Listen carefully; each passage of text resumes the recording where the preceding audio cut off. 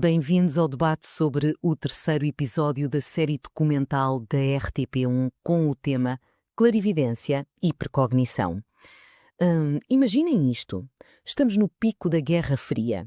O exército dos Estados Unidos e as suas agências de inteligência estão tão aterrorizados com a possibilidade de os soviéticos terem desenvolvido uma espécie de arma invisível que decidem financiar videntes. O objetivo era espiar bases nucleares a milhares de quilómetros de distância do outro lado do mundo, usando apenas a força da mente. Quer dizer, parece o enredo de um mau filme de ficção científica, mas aconteceu mesmo. Foi real, foi documentado e, o mais surpreendente de tudo, segundo a série que hoje analisamos, estes estudos nunca pararam. Pois esse é o ponto fulcral. Exatamente. A grande questão do nosso debate hoje é precisamente esta. A continuidade incessante destes estudos, que envolvem atualmente mais de meia centena de cientistas, representa a validação definitiva de que estes fenómenos são reais e mensuráveis. Ou será que esta procura é apenas a prova da nossa profunda necessidade psicológica de procurar algo transcendente, algo que está, como diz o título da série, para além do cérebro? E a minha posição, olhando friamente para os dados, é clara. O investimento institucional continuado e a aceitação científica dos resultados em laboratório provam que estamos perante capacidades reais e inexploradas da mente humana. Capacidades que exigem urgentemente uma expansão dos nossos modelos científicos atuais. Bem, é impossível não ficar fascinado com essa narrativa da Guerra Fria, claro, mas a minha posição baseia-se numa contradição no próprio material que a série nos apresenta. Contradição? Como assim? Pensa nisto. Se os resultados já foram cientificamente aceitos, como se alega, por que razão a ciência, e aqui cito a própria série, continuaria a procurar forma de demonstrar que estes fenómenos são reais? A meu ver, o facto de continuarmos desesperadamente à procura da prova irrefutável revela que, apesar de décadas de estudo rigoroso, ela simplesmente não existe. Portanto, achas que é tudo uma ilusão? Essencialmente, sim. A resiliência destes estudos não demonstra a existência da clarividência enquanto força física. Demonstra, sim, o quão fascinante e complexa é a psicologia da crença humana. É uma exploração fantástica da nossa incapacidade enquanto espécie de aceitar a mortalidade e os limites físicos do nosso próprio cérebro. Mas repara no peso do que estás a descartar logo à partida. Não estamos a falar de meia dúzia de entusiastas com bolas de cristal.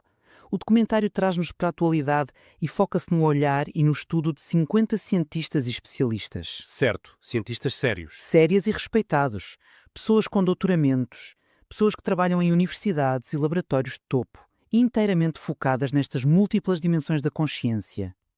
O objetivo deles é, explicitamente, desafiar tabus. A ciência avança exatamente quando se atreve a olhar para o que o conservadorismo académico rotula de marginal. Pois quebrar tabus é ótimo, Mas deixa-me só concluir este raciocínio. A passagem do que era pura praxicologia esotérica para o canto do estudo sistemático prova que a clarividência e a precognição contêm dados empíricos que já não podem ser ignorados. Espera aí, estás a dizer que estas anomalias estatísticas registadas por esses especialistas provam que a mente viaja pelo espaço? Estou a dizer que apontam para algo real. Porque há um salto lógico tremendo entre temos aqui um dado curioso no laboratório e alguém consegue ver uma base militar russa com os olhos fechados. Quando olhamos para a origem disto tudo, para as tais agências governamentais como a CIA, o motor inicial não foi o rigor metodológico, foi a paranoia, pondo as coisas de forma simples. Certo, a Guerra Fria explica o medo inicial, a paranoia dos anos 70, pronto. Mas e agora? A Guerra Fria já acabou há décadas. Bem, mas nem por isso, a julgar pelas notícias recentes. Bem, mas o medo de um ataque soviético clássico não explica o presente. Se a CIA ou o Departamento de Defesa investiram nisto e, como relata a RTP, estes estudos nunca pararam, isso tem de significar algo. Instituições militares e governamentais são pragmáticas até à exaustão. São pragmáticas a gastar o dinheiro dos contribuintes, queres tu dizer? Eles cancelam projetos milionários todos os dias se não virem resultados. Se mantiveram isto vivo, é porque encontraram um sinal no meio de todo esse ruído. Eu percebo perfeitamente porque pensas assim, mas deixa-me dar-te uma perspectiva diferente. Durante os anos 70, a inteligência americana recebia relatórios quase todos exagerados de que os russos estavam a investir milhões em espionagem psíquica. O que é que um analista militar pragmático faz perante isto? Tenta replicar naturalmente. Exato, ele não precisa de acreditar na clarividência para a financiar. Ele só precisa de mitigar o risco, por mais ínfimo que seja, de que ela possa ser real. Cria-se um investimento irracional alimentado pelo medo do desconhecido. Estás a dizer que andaram a tirar dinheiro à rua durante anos apenas por causa da teoria dos jogos? Exatamente. É a teoria dos jogos aplicada ao misticismo. O que os dados laboratoriais nos mostram é um fenómeno de pressentimento que é puramente fisiológico. A mente consciente não sabe de nada, mas o corpo reage. Estás a referir-te especificamente às experiências de condutância da pele, suponho? Vamos olhar para um mecanismo de como isto funciona na prática, porque o rigor metodológico é fascinante. Num laboratório moderno, os participantes são ligados a sensores nos dedos que medem a transpiração. Pensem nisto como um sistema de alarme primitivo do nosso corpo. Quando suamos um bocadinho mais, a eletricidade flui com mais facilidade pela pele. Sim, e o sensor capta esse pico. Até aqui, biologia básica. Certo. É um marcador clássico de excitação do sistema nervoso autónomo, stress corporal ou sobressalto. Ora, o protocolo experimental coloca o sujeito em frente a um ecrã. Um gerador de números aleatórios escolhe, no próprio momento, uma imagem para mostrar. A maior parte das imagens são neutras, uma paisagem, uma cadeira, mas algumas são imagens chocantes, violentas ou altamente eróticas. Imagens que provocam uma resposta emocional forte. Sim, exato. Se a imagem for chocante, o teu corpo tem um pico de stress logo após a veres. Isso é o esperado. O que não é esperado, mas que os dados demonstram repetidamente, é que a excitação fisiológica dos sujeitos começa a subir cerca de 10 segundos antes de a imagem chocante aparecer no ecrã. O corpo prevê com sucesso o seu próprio estado futuro de stress. E repara, isto não é um estudo isolado. Temos as meta-análises da Jessica Woods, estatística da Universidade da Califórnia, e do Patrício Tresoldi, na Universidade de Pádua. Eles agregaram blocos de dezenas de estudos que confirmam que a probabilidade disto ser acaso é astronomicamente baixa. Os dados são tão sólidos que a ciência teve de cunhar um termo novo: atividade antecipatória preditiva. E acho que temos de olhar estritamente para a epistemologia disto, para a filosofia de como fazemos ciência. O nosso trabalho fundamental enquanto investigadores é separar o sinal do ruído. No entanto, há uma pergunta metodológica muito desconfortável que temos de fazer aqui. Como é que seria o aspecto de um campo de investigação científica se, na realidade, não existisse lá fenómeno nenhum? Ou seja, se o sinal fosse absolutamente zero. Assumo que dirias que só veríamos ruído. Veríamos ruído, exato, mas um ruído que, ao longo do tempo, ganha a ilusão de forma. Vou explicar como. Imagina que pegamos em 20 laboratórios diferentes. Se não houver fenómeno real nenhum, o mero acaso e pequenas falhas microscópicas nos geradores de números aleatórios, porque sabemos que gerar aleatoriedade perfeita num computador é incrivelmente difícil. É difícil, mas os computadores modernos usam processos quânticos para isso. Sim, mas o ponto é que vão acabar por produzir anomalias pontuais. Se tu juntares tudo isso numa meta-análise, que é basicamente colocar todos estes estudos pequenos dentro de um grande caldeirão estatístico, o que estás a fazer não é confirmar um sinal genuíno. Estás a acumular e a amplificar o viés metodológico partilhado entre estes laboratórios. Mas repara, o argumento da falha no gerador de números aleatórios não se aplica de forma tão simples. Como eu ia a dizer, nestas experiências modernas, o padrão de imagens exibidas é verdadeiramente imprevisível e, de qualquer forma, a reação do sujeito acontece 10 segundos antes de o próprio computador ter feito o cálculo para escolher a imagem. É aqui que a coisa se torna quase perturbadora para a física clássica. Como é que o corpo reage a uma escolha que ainda não foi feita no universo material? E é precisamente por isso que te dou uma analogia para explicar o que eu acho que está realmente a acontecer nessa análise de dados. Se tu olhares para a estática de um ecrã de televisão, uma televisão antiga sintonizada num canal sem emissão, durante tempo suficiente o teu cérebro vai começar a ver rostos, vai ver padrões e formas ali no meio. É a nossa natureza. E quando dizes que eles encontraram sinal no meio do ruído, temos de perceber o que isso significa tecnicamente. Na esmagadora maioria destes estudos iniciais, o que eles tinham era ruído estocástico. Estás a simplificar demasiado a metodologia, mas continua. Para quem nos ouve e não está familiarizado com o termo, o ruído estocástico é basicamente a aleatoriedade natural de qualquer sistema. É a estática num rádio antigo, são os erros de medição, as variações casuais. É o clássico argumento da ilusão. O facto de o estudo continuar não significa que a arma funcione, significa que herdamos uma infraestrutura construída para procurar fantasmas na estática. Isso soa muito bem na teoria, mas ignora completamente a metodologia de experiências como o programa Stargate. Eles não punham as pessoas simplesmente a olhar para a estática. Então o que faziam de tão rigoroso? Colocavam um indivíduo isolado numa sala, davam-lhe apenas um conjunto de coordenadas geográficas abstratas, tipo latitude e longitude, de um sítio onde essa pessoa nunca tinha estado. E a pessoa desenhava um guindaste massivo de um formato específico. E dias depois, os satélites americanos confirmavam que os soviéticos estavam a construir exatamente aquele guindaste naquela posição exata. É por causa de acertos impossíveis como este que o documentário refere que os resultados têm sido cientificamente aceitos. Não estamos a falar de espiões assustados a olhar para televisões avariadas. Mas é precisamente nesse ponto do cientificamente aceite que temos de ter muito cuidado. Na ciência experimental moderna, a frase resultados estatisticamente significativos ou aceites não significa aquilo que o público em geral pensa. Significa que passou o crivo estatístico. Sim, mas repara, se eu atirar uma moeda ao ar 1000 vezes, o esperado é ter 50% de caras e 50% de coroas. Se, através de um processo metodológico cheio de pequenas falhas, eu obtiver 52% de caras, quando me concentro intensamente na moeda, isso pode ser publicado como uma anomalia aceite. Mas não prova que eu tenho poderes mágicos sobre o metal. É aqui que entra o conceito do p-hacking.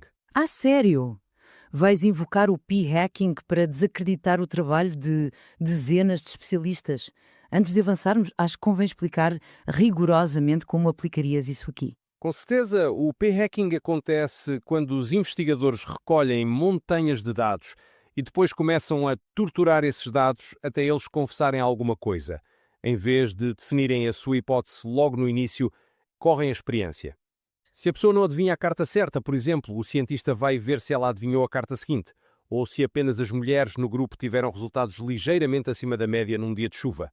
Estás a insinuar que são desonestos? Não, não é desonestidade consciente na maioria das vezes. Eles reconfiguram as variáveis vezes sem conta até encontrarem, por pura sorte matemática, um padrão que parece intenção. É um viés de confirmação disfarçado de matemática. A aceitação que o documentário menciona é, no máximo, a aceitação de que existe uma ligeira anomalia num conjunto de dados, não de que a consciência viaja pelo tempo.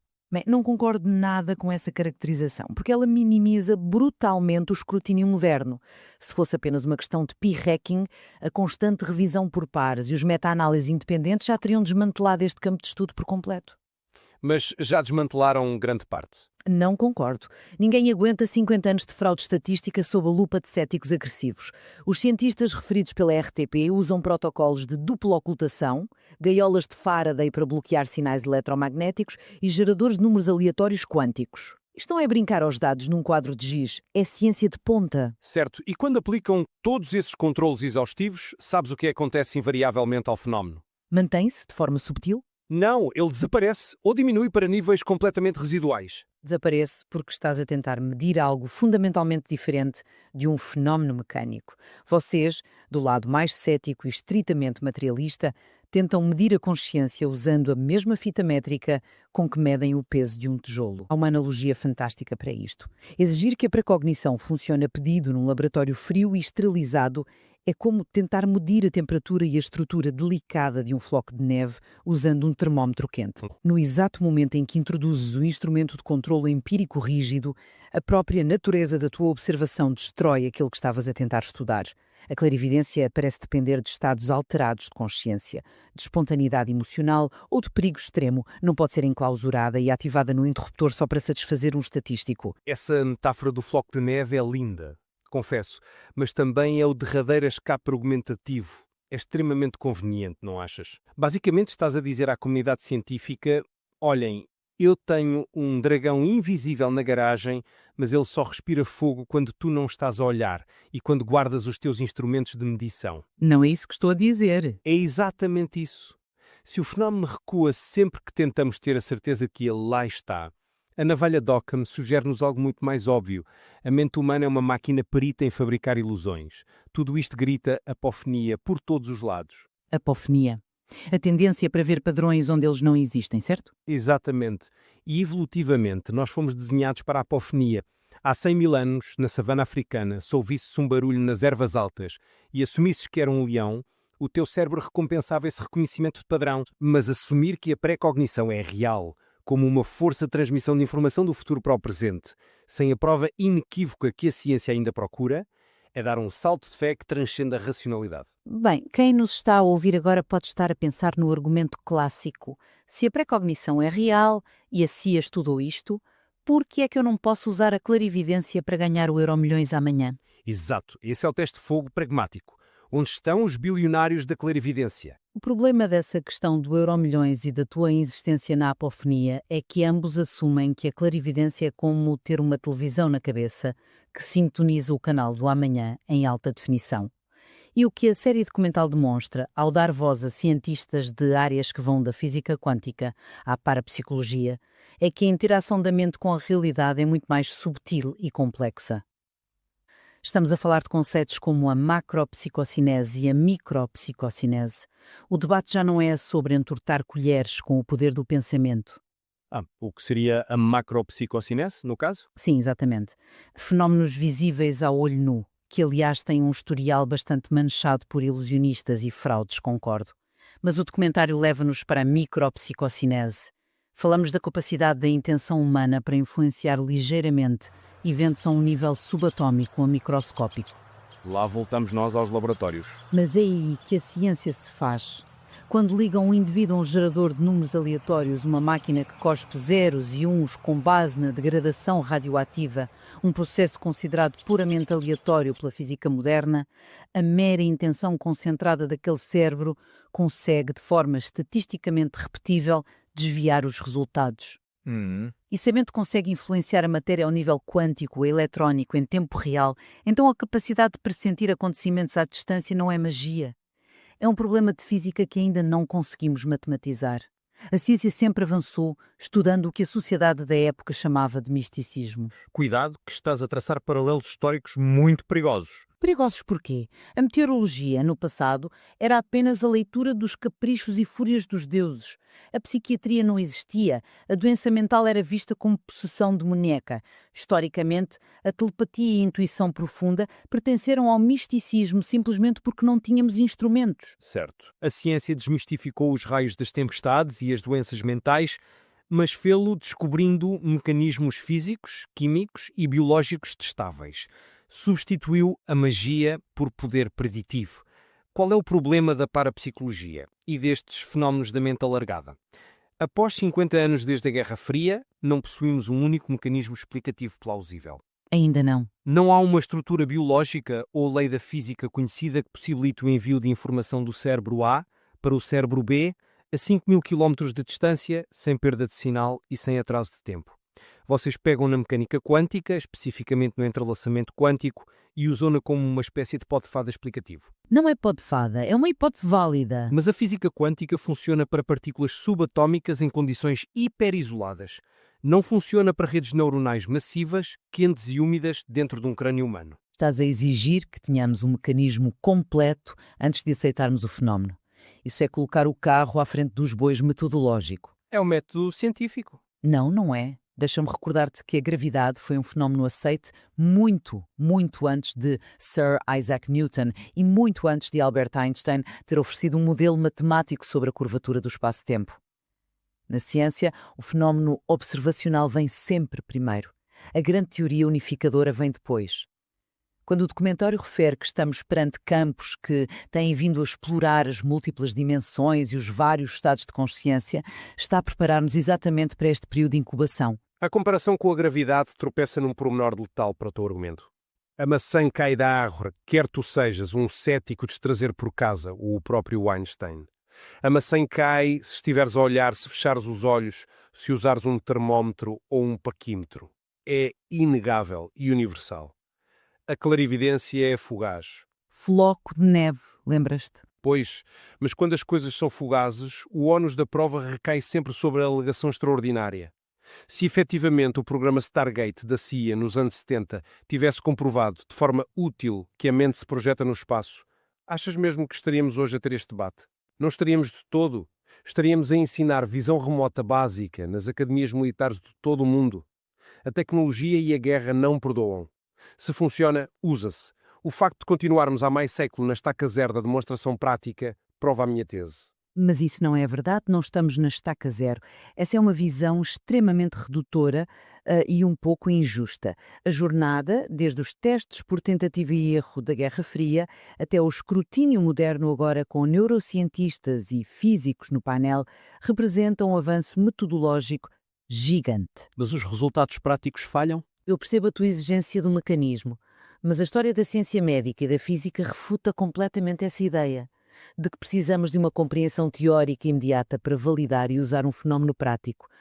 Nós, como espécie, frequentemente descobrimos, utilizamos e medimos fenómenos com enorme sucesso empírico, décadas ou até séculos antes de compreendermos os seus mecanismos exatos. Durante muito tempo, no século XIX e inícios do século XX, nós usámos gases e químicos para apagar a consciência de pacientes e realizar cirurgias complexas. Funcionava e salvava vidas. Mas se perguntasses a um cirurgião da época como é que aquilo funcionava a nível molecular ou celular no cérebro, ele não fazia a mínima ideia. A ignorância teórica do médico não anulava a evidência empírica de que o paciente não sentia dor. Mas Ou a gravidade. Usamos as leis de Newton para calcular órbitas muito antes da relatividade geral de Einstein nos explicar que aquilo era afinal a curvatura do espaço-tempo. Voltando aos dados do governo que estamos a analisar, as agências federais executaram mais de 500 missões distintas de espionagem com estes métodos de visão remota. Estas missões espalharam-se por 19 agências governamentais diferentes, incluindo nomes pesados como a CIA, a DIA, a própria Marinha. o grande problema com a tua analogia da anestesia e da gravidade é o teste da universalidade. Mesmo não compreendendo cada receptor celular do cérebro na altura, a anestesia funcionava a 100% nas mesmas condições físicas para quase cada paciente que fosse colocado em cima da mesa de operações. A pré-cognição e a visão remota falham catastroficamente no teste da replicabilidade universal. Como assim? Há imensos estudos no material que corroboram isto. Há estudos, mas repara na dependência das chamadas superestrelas. O projeto Stargate não pegou em 100 recrutas aleatórios da rua e obteve resultados uniformes para todos. Eles peneiraram milhares de pessoas para encontrar indivíduos com talentos ditos únicos. Ao longo de 20 anos usaram um núcleo duro de talvez 12 pessoas. 12. Quando a eficácia de uma suposta ciência depende do talento subjetivo de um indivíduo específico, que precisa de entrar num estado alterado de consciência para produzir resultados, que na melhor das hipóteses são esporádicos, e soa muito mais à arte ou magia do que uma força física universal mensurável. A ciência não funciona à base de superestrelas. Funciona com a consistência impessoal das leis da natureza.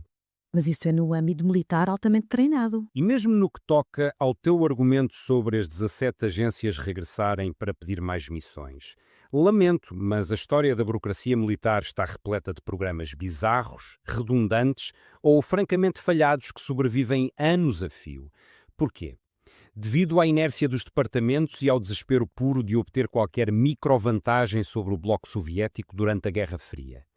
O facto de o Pentágono financiar uma ideia louca durante 20 anos prova apenas que eles tinham orçamentos enormes e medo, não prova que as leis do espaço-tempo foram dobradas num escritório na Califórnia. Compreendo a crítica do talento restrito no programa Stargate, mas é exatamente aqui que as duas partes do meu argumento se unem e fecham o círculo da nossa análise.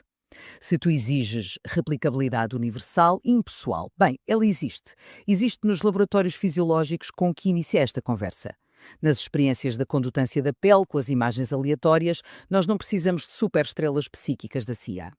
Qualquer pessoa normal, tirada da rua, ligada a um monitor biométrico, quer seja um crente profundo no paranormal ou um cético empedernido como tu, parece manifestar essa ligeira dilatação capilar e a resposta galvânica 10 segundos antes do estímulo-choque.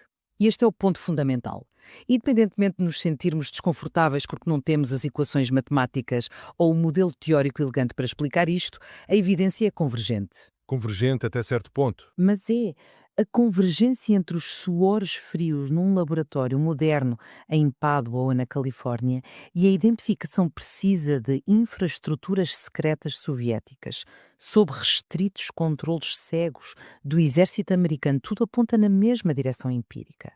Os dados sugerem de forma repetida e sistemática que existe uma fenda genuína e desconhecida na nossa compreensão ortodoxa de como a consciência humana interage com o espaço e, sobretudo, com a seta do tempo. Bem, é absolutamente inegável que os controlos científicos implementados nas fases mais avançadas dessas experiências laboratoriais e mesmo as restrições rigorosas impostas aos monitores no programa governamental do Stargate são extremamente exigentes e louváveis. Ninguém nega a sofisticação e o esforço enorme colocado em tentar isolar este fenómeno ao máximo possível. Os investigadores da área não são tolos nenhuns. Contudo, na filosofia da ciência, quando lidamos com anomalias deste calibre, anomalias que de forma muito conveniente exigem que rasguemos os manuais de física e reescrevamos a causalidade básica do universo para que elas possam sequer existir, a navalha de Occam tem de ser aplicada de forma implacável. Qual é a explicação mais simples à luz do conhecimento humano? A probabilidade de estarmos, na verdade, a medir os limites absolutos da nossa própria metodologia científica, os pequenos pontos cegos e os algoritmos enviesados nos geradores de números pseudo-aleatórios. A nossa suscetibilidade natural ao viés de confirmação quando analisamos gestalts e desenhos ambíguos. E a amplificação do tal ruído estatístico invisível através da agregação massiva em meta-análises gigantescas. Para mim, a avaliar pelo material, isso permanece a hipótese mais racional, mais económica e, sem dúvida, muito mais segura. O simples facto de podermos ter esta conversa focada em protocolos de ocultação, micropsicoquinese e geradores de números aleatórios significa que esta disciplina amadureceu, deixou as tendas de circo e entrou na academia. E mais importante, a ausência de uma aplicação tática e militar fiável a 100% não equivale à ausência do fenómeno. A ideia do fenómeno pode ser absolutamente real, mas não domesticável. Pode ser intermitente, dependente de estados emocionais agudos e, por isso, totalmente inútil para a frieza de uma sala de operações militares. Mas continua a ser profundamente central para compreender a natureza da própria consciência humana. Será que o cérebro não gera a consciência, mas antes a recebe, como um rádio sintonizado numa frequência mais ampla? As explicações puramente biológicas e psicológicas que temos hoje em dia para explicar intuições profundas ou a sensação de prever o futuro, baseadas em memórias reprimidas e inferência subconsciente de pequenos detalhes no nosso ambiente, são ordens de grandeza mais robustas, logicamente, do que a hipótese de o cérebro ser um receptor cósmico. Então, na tua visão, estes 50 cientistas referidos na série estão essencialmente numa caça aos gambuzinos altamente financiada? Não diria caça aos gambuzinos. Diria que estão a fazer algo vital, mesmo que cheguem a uma conclusão diferente daquela que procuram inicialmente. O verdadeiro valor deste esforço e de documentários como o da RTP reside em mostrar a dedicação da mente humana em tentar compreender-se a si própria, aos seus medos, às suas esperanças, às suas ilusões de ótica cognitiva. Mesmo que no final destas décadas todas se prove sem sombra de dúvida que a clarividência é gerada exclusivamente pela maquinaria neural enganando-se a si própria, a viagem terá valido a pena. Aprendemos mais sobre a nossa espécie investigando os nossos mitos mais profundos do que ignorando-os. Nisso, acho que podemos finalmente encontrar um terreno comum de convergência.